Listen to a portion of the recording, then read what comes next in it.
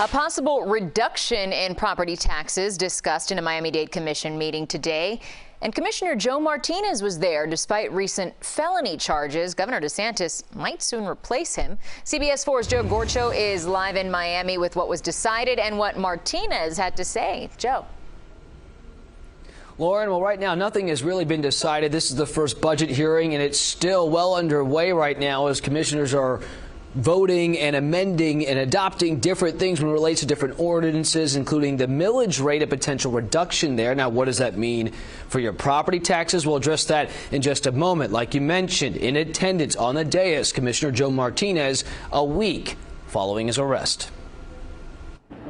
Do you have any reservations about coming here tonight? Not at all. I'm here to do a job, and I'm going to do my job. District 11 Commissioner Martinez faces felony charges connected to alleged corruption. Martinez makes his rounds around the dais, greeting fellow commissioners. Chairman Pepe Diaz did not believe his presence was a distraction. He is a commissioner until the governor decides to differently or whatever happens, and he has to serve the people he represents. Commissioners work together to review Mayor Daniela Levine Cava's proposed $10 billion plus budget. More than 100 citizens spoke to share concerns and needs. Our streets are going to become what LA and San Francisco look like today and what we looked like 27 years ago.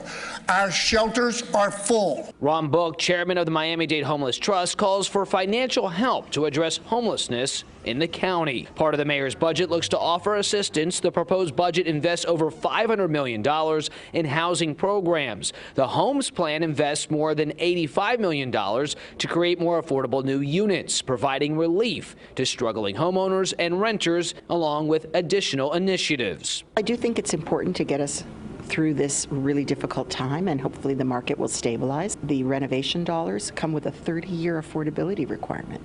The monies that would go to private landlords come with a 3-year minimum affordability requirement. Current homeowners should expect minimal relief with a proposed millage rate reduction of 1% for the next fiscal year. I asked why only 1%. It has been many, many years since we've received any reduction in our taxes here in Miami-Dade County, and I believe that having a very measured approach is the best. What I don't want is to have our taxes cut steep and have a raise in our taxes next year or the year after. A county report from July states marginal relief, $14 per year less than if the flat millage rate is approved. The mission remains to find sustainable housing solutions. This is something that's going to continue on because if more people are coming to Miami, the more demand there is and more cost that we have to study this well and make sure we have long-term relief, not short-term.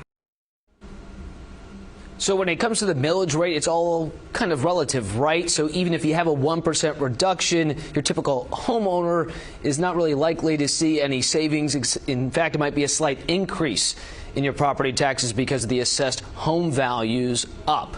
Now, again, the first budget hearing is still underway. The second budget hearing is scheduled for September 20th. Joe Gorcho, CBS 4 News Tonight. All right, Joe, thank you. And a proposed ordinance shows former commissioners could receive up to $25,000 yearly representing the county as an ambassador for county-related events.